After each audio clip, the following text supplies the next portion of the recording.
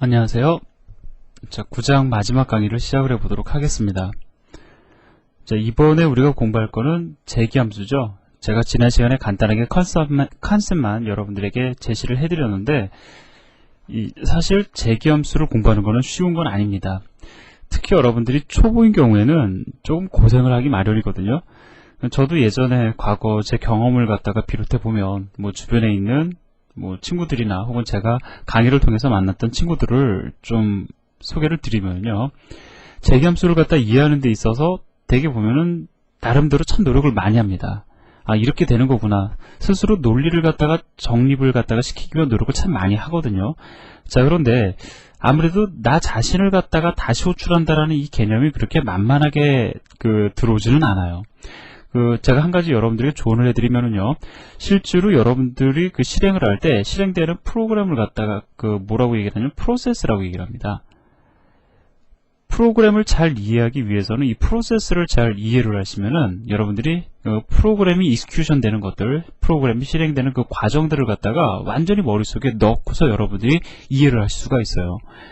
그러기 위해서는 두 가지 과목을 여러분들이 학부에서 공부를 하시면 좋은데, 그중 첫 번째가 뭐냐면 컴퓨터 구조고요.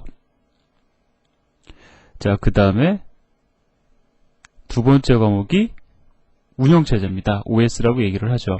사실 이 두 개는, 두 과목은 동떨어진 게 아니고요. 이 컴퓨터 구조는 좀 하드웨어적인 부분, 그 다음에 그것을 갖다가 운영체제 영역으로 상위 계층으로 이어서 진행이 되는 과목들입니다. 그래서 만약에 여러분이 공대생이다, 혹은 공대생 아니라도 상관은 없어요. 여러분들이 대학에서 다른 과에서 이러한 수업이 진행이 된다라고 하면 컴퓨터 구조 들으신 다음에 그냥 OS 들으시면 그런 대로 들을만 합니다. 그래서 도강을 하시는 것도 괜찮고요. 내가 맘먹고 공부하겠다라고 하면은 수강 신청을 하셔가지고 한번 이런 내용들을 학교 다니실 때 꼭 공부를 해보시기를 바랍니다. 그래서 이러한 어떤 이론적인 것들, 상당히 언어라는 것 자체가 원래 이런 거 잘 모르고도 프로그래밍 가능하게 하게끔 만들어낸 게 언어이긴 하지만, 이러한 것을 알고 모르고는 또 큰 차이가 있습니다. 자, 그래서 물론 여건이 안 되시는 분들에겐 제가 조금 어떤 무리한 말씀을 드린 게 될 수도 있겠지만은, 어떤 기회가 되신 분들은 기회를 잘 살려보시라고 제가 이렇게 또 조언을 해드린 거고요. 자, 그러면은 또 지우고 자, 제가 지금부터 재기함수 호출에 대한 걸 여러분들에게 설명을 드리는데, 자, 조금 저 나름대로 여러분들이 쉽게 이해할 수 있도록 좀 방법을 좀 고안을 해냈습니다. 자, 어떻게 설명을 드리는지, 그 다음에 실제로 그 설명이 어느 정도 정확한 것인지 제가 그것까지 완전히 솔직히 말씀을 드릴게요. 자, 일단은 요거를 갖다가 주석 처리된 것을 갖다가 삭제시켰다고 가정을 해봅시다. 자, 그리고요, 프로그램이 실행이 됐어요. 여러분들이 자, 이 recursive underbar basic.c라는 파일을 컴파일해서 exe 파일을 만드셨습니다. 자, 이걸 갖다 더블 클릭해서 실행을 했다고 가정을 해보자고요. 자, 그러면 프로그램이 실행되기 위해선, 프로그램이 익스큐션 되기 위해서는 어떻게 해야 되냐면은, 그렇죠, 컴파일된 코드들이, 우리가 이걸 갖다 바이너리 코드라고 얘기를 하죠. 그 바이너리 코드들이 메모리상에 올라가야 돼요. 그죠? 자, 그래서 제가 크게 메모리를 그려놓겠습니다. 자, 메모리가 있어요. 물론 메모리 전체를 그린 게 아니고요, 메모리의 특정 영역, 이거를 갖다 이렇게 우리는 코드 영역이라고 얘기를 합니다. 코드 에어리어라고 얘기를 해요. 자, 내가 실행해야 될 코드들이 올라가는 메모리 공간입니다. 자, 그래서 자, 이 recursive라는 함수도 올라가고요. 자, 이 함수도 여기에 존재한다고요. 자, 그 다음에 main 함수도 역시 이 안에 올라갈 겁니다. 자, 그래서 이 코드 영역에 실제로 실행해야 될 모든 코드들이 올라간다고요. 자, 그래서 올라가서 이 안에 존재하는 메인 함수를 이제 드디어 실행을 합니다. 자, 물론 여기에 존재하는 리커시브 함수도 실행이 될 수 있겠죠. 자, 그럼 메인 함수가 실행이 되면 코드 영역에 있는 메인 함수를 갖다가 순차적으로 실행을 해요. 진행을 합니다. 자, 그래서 순차적으로 진행을 하는데, 실제로는 코드 영역에 있는 코드를 바로 하나씩 가져다가 이거를 갖다 fetch한다고 그래요. 이 코드를 가져다가 이것을 가져다가 실행을 하는 거거든요. 즉, 이 위에서 코드 영역에 있는 거는 그 코드는 저장에만 가져다 놓고요. 그 다음에 이것을 우리가 가져다가 CPU가 실행할 수 있는 영역으로 가져다가 실행을 합니다. 가져다가 분석하고 분석한 결과대로 실행을 하는 거예요. 자, 그러면 좀 그림을 좀 다시 한번 정리를 해서요. 이 정도 그림 그리기도 사실 제 입장에서는 참 쉬운 게 아닌데, 마우스를 가지고 그린다는 게 좀 한계가 있습니다. 여러분들이 이해를 해 주시고요. 아주 많이 노력하고 있습니다. 자, 여기 리컬시브 함수 있고요. 리만 쓰겠습니다. 그 다음에 메인 함수가 있어요. 자, 프로그램이 어떻게 실행이 된다고요? 자, 얘는 메모리예요. 그죠? 코드 영역입니다. 물론 다른 메모리 공간도 있는데 코드 영역이 있고요. 그 다음에 CPU가 이제 실행을 시켜야 될 거라고요. 얘는 CPU예요. 그러면 CPU는 어떻게 한다고요? 메인이라는 함수가 가지고 있는 코드를 갖다가 하나씩 가져다가 fetch해서 그것을 갖다가 분석해서 그 다음에 그거를 실행을 한다고요. 자, 그런데 우리 이렇게 얘기합시다. 코드를 갖다 하나씩 가져다가 실행을 한다라고 하면 그것이 사실은 정상인데, 그것이 정확한 표현인데, 이게 그림을 그리거나 아니면 여러분들과 저와 대화하기가 좀 불편해요. 그래서 메인 함수 코드를 그냥 그대로 다 가져온다고 가정을 하고 우리가 이야기를 해보도록 하자고요. 자, 그래서 CPU가 메인 함수를 딱 다 가져다 놓습니다. 메인 함수의 코드를 가져다 놓고, 자, 순차적으로 실행을 합니다. 실행을 하는데, 자, 얘는 메인 함수예요. 자, 메인 함수인데 딱 보니까 뭐가 있어요? 리컬시브라는 함수가 있죠. 자, 그래서 여기서 이 위치에서 리컬시브 함수를 호출합니다. 자, 그럼 함수를 호출하면 그 함수를 실제로 실행해주는 애는 누굽니까? 역시 CPU죠. 자, 따라서 어떻게 되냐면 CPU가 또다시 이번에는 코드 영역에 존재하는 리컬시브라는 CURSIVE, 자, 리컬시브라는 함수를 가져다가 실행을 합니다. 자, 이걸 또다시 가져다 놔요. 자, 이렇게 가져다 놓습니다. 자, 얘는 리컬시브 함수의 코드예요. 자, 그리고 이제 다시 이거를 실행을 하러 갑니다. 그림이 좀 마음에 안 드네요, 저도. 자, 리컬시브 함수를 갖다 호출을 합니다. 호출을 해서 보니까 어떻게 되죠? 가져다 놓고 실행을 해보니까 첫 번째 줄에 printf 함수 있어요. 그래서 리컬시브 콜이라는 함수를 호출할 겁니다. 자, 이해되시죠? 그 다음에 이건 우리가 주석을 해제하기로 했으니까. 자, 또다시 리컬시브 함수를 또 호출하고 있어요. 그럼 또 어떻게 할까요? 자, 그렇죠. 코드 영역에서 또다시 리컬시브 함수를 또다시 가져다가 자, 이걸 갖다가 실행을 합니다. 그럼 또다시 printf 함수 호출하고 또다시 리컬시브 함수 호출하니까 또다시 코드 영역에서 리컬시브라는 함수를 가져다 놓겠죠. 자, 그리고 나서 또다시 실행을 할 겁니다. 결국 어떻게 돼요? 계속 가져다가 계속 실행하니까 어떻게 될까요? 이 프로그램은 끝나지 않고 계속 반복되겠죠. 자, 즉 이렇게 여러분들이 이 프로그램을 실행을 해버리면 리컬시브 콜이라는 함수는 종료되지 않고, 함수가 아니죠. 문자열은 종료되지 않고 계속해서 출력될 거다라는 겁니다. 자, 그럼 한번 더불어 생각을 해볼까요? 프로그램이 계속 실행되고 있어요. 자, 지금 메모리에 계속 쌓이죠. 메모리에 이러한 데이터들이 계속 쌓입니다. 결국은 어떻게 될까요? 메모리 공간이 꽉 차가지고 더 이상 실행하지 못하게 될 거라고요. 그러한 문제를 가리켜 우리가 뭐라고 얘기를 하냐면 스택 오버플로우라고 얘기를 합니다. 발음에 문제가 좀 있네요. 스택 오버플로우라고 얘기를 합니다.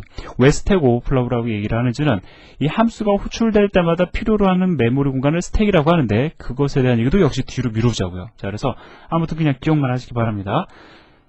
함수가 재기적 함수 호출이 끝나지 않고 계속적으로 이루어져 가지고 생기는 문제, 메모리가 꽉 차서 생기는 문제, 이걸 무엇이라고 얘기를 하느냐? 스택 오버플로우라고 얘기를 한다. 자, 더불어 기억을 하시기 바랍니다. 자, 그래서 제가 지금 간단하게 어떻게 재기적으로 함수가 호출되는지를 여러분들에게 설명을 드렸는데요. 자, 이거를 갖다가 정확도를 갖다가 여러분들이 물으신다면, 자, 지금 얼마나 이해를 갖다가 하기 쉽게끔 하기 위해서 거짓말을 보탰느냐? 글쎄요, 좀 주관적일 수 있는데 저는 80%까지는 사실 정확한 표현이다라고 저는 여러분들에게 말씀을 드리고 싶습니다. 뭐 전혀 틀린 얘기 아니고요. 실제로 이렇게 구현되어서 이루어져 있어요. 여러분들이 나중에 제가 말씀드린 대로 운영체제와 컴퓨터 구조를 공부를 하셔서 프로세스라는 것이 어떻게 구성이 되고 어떻게 실행이 되는지를 이해를 하시면, 필자가 그 당시에 열흘 강의 C 프로그래밍 저자가 이걸 갖다가 이렇게 설명을 한 거였구나. 아마 여러분들이 매칭을 하실 수가 있으실 거예요. 뭐 전혀 제가 여러분들에게 잘못된 설명 드린 거 아니니까, 자, 일단 여러분들이 이렇게 이해를 하시고 그 재기 함수를 이해를 하시면 아마 이해하시는데 참 많이 도움이 될 거라고 생각이 됩니다. 자, 이 그림이요, 이거 상당히 고민해서 여러분들에게 제시를 한 거예요. 이론은 이렇게 돼 있는데 이걸 갖다 어떻게 여러분들에게 쉽게 설명을 드릴까, 이거 상당히 고생해서 제가 좀 만들어낸 그림이니까 여러분들이 조금 많이 도움이 됐으면 좋겠습니다. 자, 그럼 이해를 하셨으면 넘어가 보도록 하죠. 자, 제가 그래서 설명을 갖다가 책에서는 이렇게 그림을 그려드리고 있죠. 그 책에까지 제가 그 80%의 정확도를 가지고 책에다가 내용을 실어버리면 안 되잖아요. 그죠? 그래서 일반적인 설명을 책에다가는 하고 있습니다. 그래서 메인에서 리커시브 함수 호출하니까 호출하러 들어갈 거라고요. 리커시브 함수 호출하다 진행하다 보니까 또다시 리커시브 함수로 호출하고 있어요. 그럼 또다시 호출합니다. 자기 자신을 또다시 호출하는 거죠. 자, 그리고 또다시 리커시브 함수 호출하고, 즉 끝나지 않고 영원히 계속될 거다라는 겁니다. 자, 그러면 중요한 건 뭐냐면 우리가 이렇게 프로그램을 일부러 구성하지는 않을 거라고요. 중요한 건 무한 재기 호출을 갖다가 우리가 피해야 된다라는 겁니다. 과연 그럼 피하기 위해서 우리가 어떠한 일을 해야 되느냐, 이거를 갖다 고민을 해야 되는데요. 그 전에 재기함수를 공부하는 이유에 대해서 제가 조금 여러분들에게 설명을 드릴게요. 자, 재기함수를 공부하는 이유는요, 여러분들이 나중에 자료구조나 알고리즘을 갖다가 공부하시게 되면 재기함수가 얼마나 유용하게 사용이 되는지를 여러분들이 아실 수가 있습니다. 내가 구현하고자 원하는 자료구조는 데이터를 처리하는 방식을 이야기하는 거고요. 알고리즘은 그러한 데이터를 처리하는 방식을 어떻게 효율적으로 해결할 것인가, 문제 해결에 초점이 맞춰져 있는 것이 바로 알고리즘입니다. 자료구조는 데이터를 표현하는 방식이고요. 그거를 갖다가 해결하는 방법, 효율성에 입각해서 해결하는 방법, 그런 것을 가리켜 우리가 알고리즘이라고 얘기를 해요. 그래서 이 자료구조와 알고리즘은 사실 독립되어 있다기보다는 이어지는 것들입니다. 자, 그래서 이것을 일반적으로 하나의 학문으로 묶어서 수업이 이루어지기도 하죠. 자, 그런데 그 문제 해결을 갖다가 하기 위해서 우리가 그 표현해 놓은, 그 문제 해결을 하기 위해서 표현해 놓은 그 수식이나 표현을 갖다가 실제 코드로 옮기는 데 있어서, 문제 해결을 갖다가 고민하는 데 있어서 재기적으로 여러분들이 문제를 고민을 할 경우에 우리가 쉽게 해결할 수 있는 문제들은 너무나도 많아요. 그래서 실제로 자료구조나 알고리즘에서 문제를 갖다가 해결하기 위해서 이 재기라는 개념을 많이 도입을 합니다. 그래서 재기라는 개념을 그대로 코드로 구현할 수 있어야 되겠죠. 그래서 사실은 이 재기함수 호출이라는 것이 필요한 거예요. 그런데 우리는 자료구조를 공부하는 것도 아니고, 그렇다고 알고리즘을 공부하는 건 더더욱 아니죠. 그렇기 때문에 재기함수 호출이 무엇인지 여기에 우리가 초점을 맞춰서 수업을 진행을 하고 있습니다. 자, 그러면 탈출 조건을 갖다가 만들어 주자라는 거예요. 일단 코드를 먼저 보도록 하죠. 자, recursive underbar basic 2.c를 갖다가 먼저 보고요. 그리고 나서 이 그림을 같이 보도록 하겠습니다. 이 코드도 제가 미리 가져다 놨어요. 자, 지금 보면 중요한 게 이겁니다. 바로 이 코드예요. 만약에 n이 1인 경우에 자, return 하겠다. 자, 지금 return이라는 키워드가 쓰여지고 있죠. 제가 온라인 강의에서 여러분들에게 설명을 드렸는지 모르겠는데 책에서는 언급을 하고 있습니다. 뭐냐면 return 타입이 void이죠. return하지 않겠다라고 되어 있는데 지금 return이라는 키워드가 사용되고 있어요. 이거 가능할까요? 가능합니다. 왜? return은 두 가지 의미를 지닌다고 말씀을 드렸죠. 하나는 그 함수를 빠져나오는 용도로 그런 의미를 지니고요. 두 번째는 값의 반환이라는 의미를 지닙니다. 즉, 값을 반환할 때도 사용이 되지만 함수를 빠져나가기 위한 용도로도 사용이 된다고요. 즉, 여기서 지금 보면은 다시 한번 우리가 그 리턴 문장을 볼까요? 자, 리턴문을 보면은 전달하는 어떤 값을 반환하는 게 있습니까? 없죠. 그냥 return이라는 키워드만 등장하고 있어요. 즉, 나는 함수를 빠져나가기 위한 용도로 사용하겠다라는 의미를 지닙니다. 따라서 return 타입이 void라 할지라도 값을 반환하지만 않으면 return이라는 키워드는 얼마든지 쓸 수가 있다고요.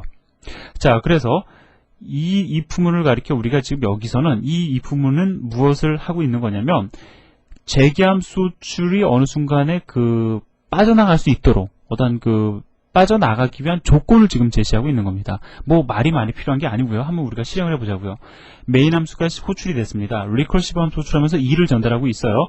자, 그러면 처음에 n은 2가 될 거고요. 그죠? 자, 첫 번째 호출입니다. n은 2가 될 거고 그 다음에 printf 문장 호출할 거라고요. 자, 따라서 recursive call이라는 문자열이 출력이 될 겁니다. 자, 그리고 n이 1이다. 1이면 빠져나가겠다. 근데 n이 1인가요? 1이 아니죠. 자, 따라서 그냥 건너뛰고요. 그 다음에 recursive 함수 다시 한번 호출하고 있죠.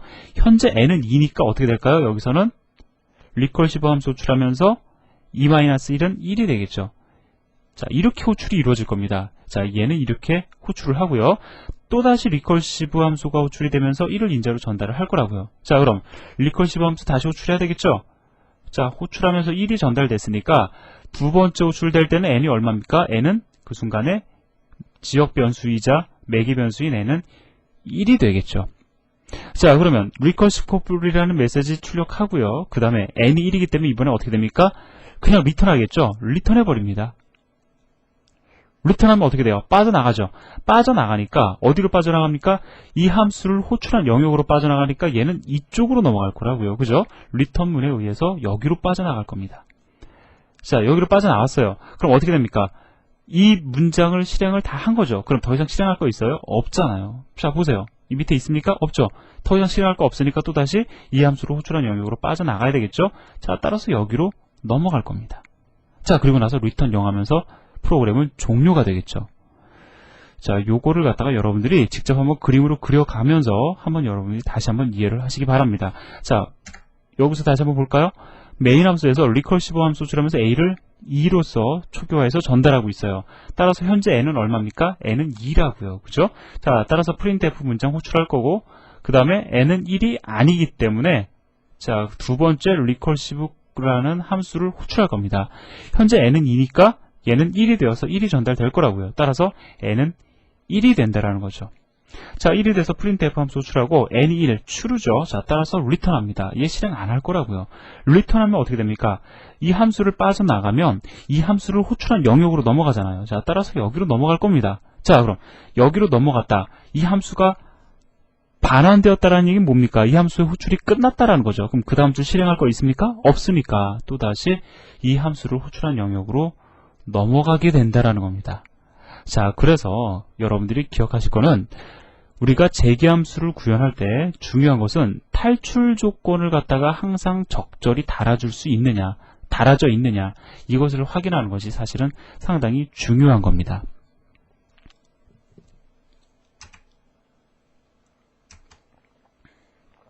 자, 그러면은요, 제가 여러분들에게 recursive 함수에 대해서는 충분히 설명을 드렸고요.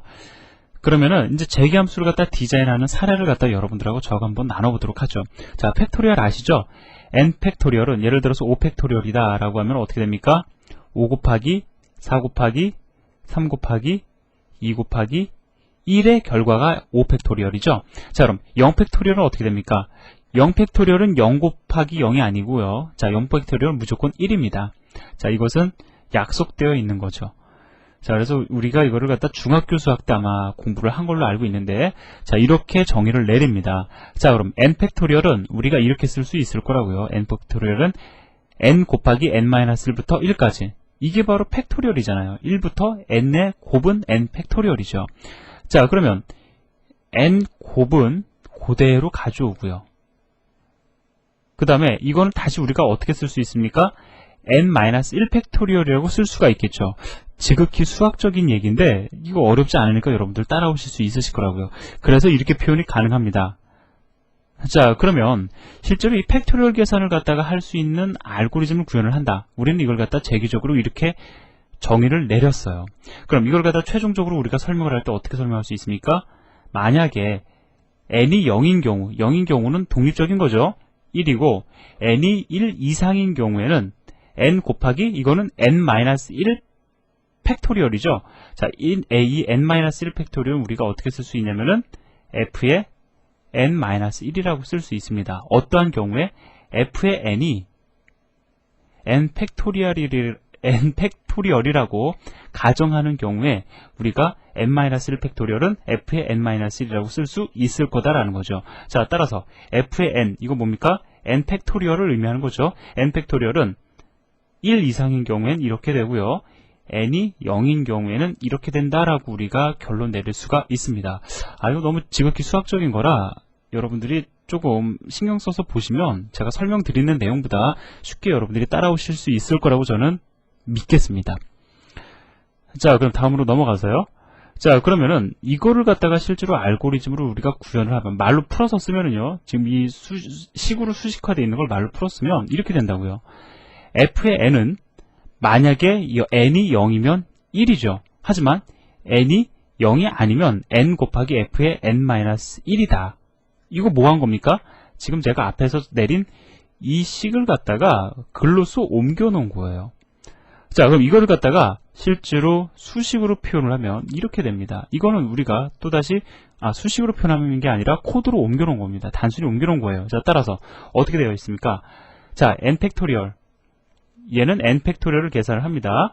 자, 만약에 n이 0이면 1이죠. 그렇지 않으면 무엇을 리턴해야 됩니까? n 곱하기 f의 n-1을 갖다가 리턴을 해야 되겠죠. 자, 그러면 만약에 1이 아닌 경우에는 또다시 이 함수를 호출하게 될 겁니다. 결국은 아무튼 결과적으로 보면은 이것이 n 팩토리얼을 계산하는 하나의 함수로서 제 기능을 발휘한다라는 거예요. 자, 그래서 이거를 갖다가 우리가 물론 이 문제 자체가 간단하기 때문에 포문이라든가 이런 방법문을 통해서도 쉽게 구현이 가능합니다. 하지만 여러분들이 이렇게 알고리즘을 갖다가 구현하는 이 과정을 한번 여러분들이 따라오시는 것도 상당히 큰 공부가 되거든요. 자, 그러면 한번 테스트를 해보도록 하겠습니다. 실제로 이것이 팩토리얼 계산을 갖다 적절히 하는지 일단 한번 테스트를 해보도록 하죠. 예제를 갖다가 보도록 하겠습니다. 자, 어려운 건 없고요. 숫자 하나 입력받고서요. 예를 들어서 5팩토리얼을 계산하고 싶다라고 하면 5를 입력받고 그 다음에 이 함수를 호출하는 그냥 지극히 아주 간단한 형태로 지금 예제가 구현이 되어 있어요. 자, 컴파일 하고요. 실행을 해보면 자, 3을 입력을 해보겠습니다. 3을 입력을 해서 엔터를 치면 자, 3팩토리얼의 계산 결과 6이 출력이 되죠. 자, 다시 한번 해볼까요? 이번에는 5를 입력을 해보겠습니다. 5를 입력을 하니까 120이라고 나오네요. 자, 숫자가 커지니까 계산하기 어려운데 자, 120이 5팩토리얼의 결과가 맞습니다. 자, 이렇게 해서 실제로 팩토리얼 계산이 우리가 재기적으로 지금 디자인이 되었어요. 자, 그래서 여러분들 천천히 한번 따라오시면서 어떻게 되는지, 어떻게 구현되는지 한번 그 흐름을 갖다 이해를 하시고요. 지금 중요한 건 그겁니다. 여러분들이 재기함수에 대한 그 특성을 이해하시는 것, 그 다음에 재기함수를 정의할 때 있어서 항상 탈출 조건을 갖다가 적절히 명시해야 된다는 것, 이것만 여러분들이 이해를 하시면, 그 다음에 이 팩토리얼 정도만 여러분들이 이해를 하시면 나중에 여러분들이 자료 구조나 알고리즘을 공부하시는 데 있어서 많은 도움이 되실 겁니다. 자, 강의 여기까지 마무리 짓고요. 자, 이제 파트 1이 끝났습니다. 이제 다음 시간에는 이제 파트 2로 들어가는데요. 이제 드디어 배열 포인터 이런 얘기가 서서히 등장을 하기 시작을 합니다. 자, 조금 더 우리가 열심히 공부해야 될 때가 왔다는 것을 의미를 해요. 자, 그동안 수고하셨고요. 자, 다음 시간에는 파트 2를 가지고 여러분들께 인사를 드리겠습니다. 안녕히 계세요.